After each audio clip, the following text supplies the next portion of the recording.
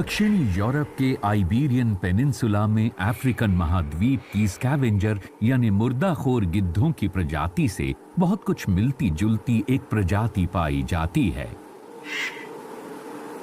Griffin और Eurasian काले गिद्ध बहुत लंबे समय से पर्यावरण में पाए जाने वाले उन तमाम सेनानुमा झुंडों के सक्षम प्राणियों की तरह हैं जो केवल अच्छी तरह से संरक्षित जंगली इलाकों में सरवाइव करते हैं। गिद्ध हर जगह है, केवल झुंडों में रहते हैं। वो एक साथ खाने की खोज करते हैं, एक साथ खाते हैं और प्रजनन करते हैं। लेकिन इनके इस सामाजिक आचरण को दोस्ती मत समझिएगा। ये हमेशा लड़ने को तैयार रहते हैं, खास तौर पर जब खाने का समय होता है। गिद्धों की जंगलों, पहाड़ों और मैदानों पर एक खास भूमिका रहती है। ये यहाँ पर पड़े हुए मृत जानवरों के शवों को खाकर इनकी सफाई करते रहते हैं। जब भी कोई शव दिखाई देता है तो मुठभेड़ शुरू हो जाती है।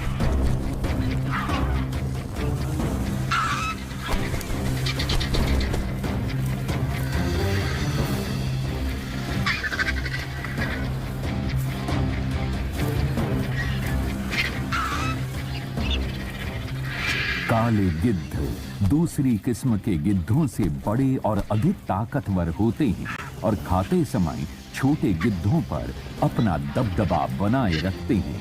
लेकिन खाने का बंटवारा होते समय माहौल दोस्ताना और खुशनुमा बिल्कुल नहीं होता है, बल्कि उसका उल्टा होता है। ये सर्वाइवल के संघर्ष का बुनियादी गुण है।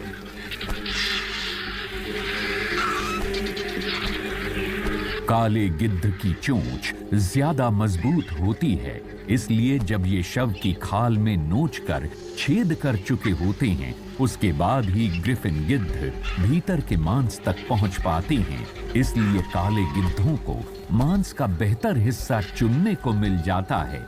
ये इस भोज पर तब तक अपना हक जमाए रहते हैं जब तक कि भूखे ग्रिफिन गिद्ध अपने गुस्से पर काबू न रख पाएं।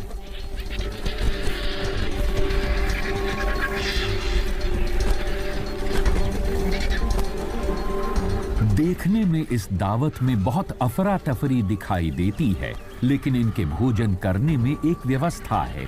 जो सबसे अधिक भूखा है वही अपने खतरनाक पंजों और अपनी गर्दन को आगे बढ़ाता हुआ सबसे अधिक उग्र है। जो सबसे अधिक भूखा होता है वही अपनी उग्रता की बदौलत दूसरों को धकेलता हुआ सबसे पहले अपना पेट भरने तक खाता रहता है।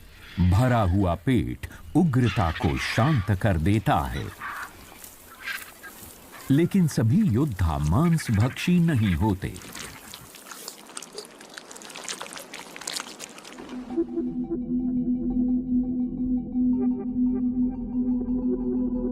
टेनेरिफे, माउंट टेडे वो विशाल ज्वालामुखी पहाड़ है जो समुद्र की सतह से 3000 मीटर से भी ज्यादा ऊंचे हैं।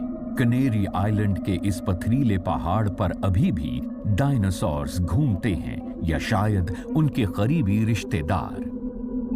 विशाल छिपकलियां अपनी डरावनी शक्ल सूरत के साथ अपने क्षेत्र में गश्त करती रहती हैं।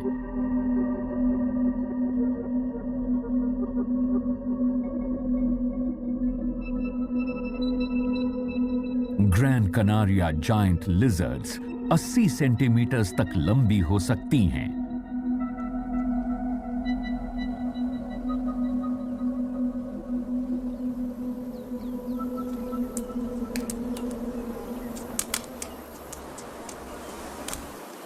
अपनी इस डरावनी और प्राचीन शक्ल सूरत के बावजूद ये अधिकतर शुद्ध शाकाहारी ही होती हैं।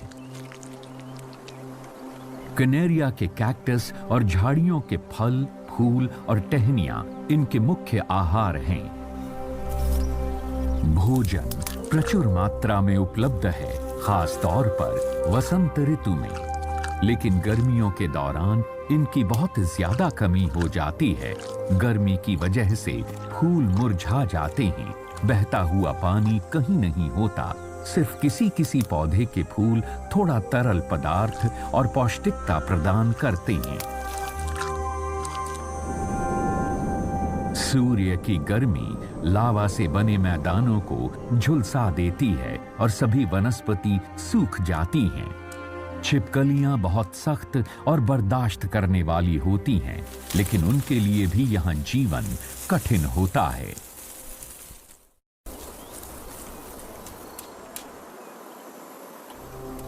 जब राहें सख्त हों, तब सख्त राही और भी दृढ़ हो जाती हैं। ऐसे में जब साधनों की कमी हो जाती है, तब इनमें नमी देने वाले गूदेदार फलों के लिए लड़ाई शुरू हो जाती है।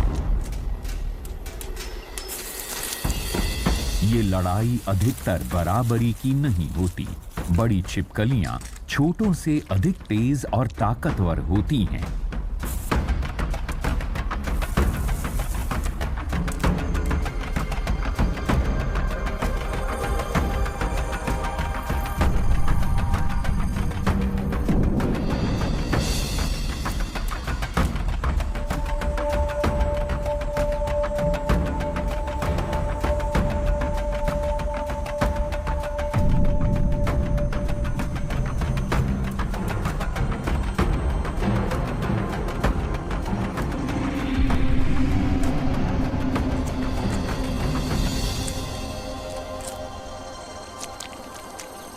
जीतने वाली बड़ी छिपकलियां खाने की खोज में दूर दूर तक चली जाती हैं और उन्हीं के साथ पौधों के बीज भी बहुत बड़े इलाके में फैलते जाती हैं।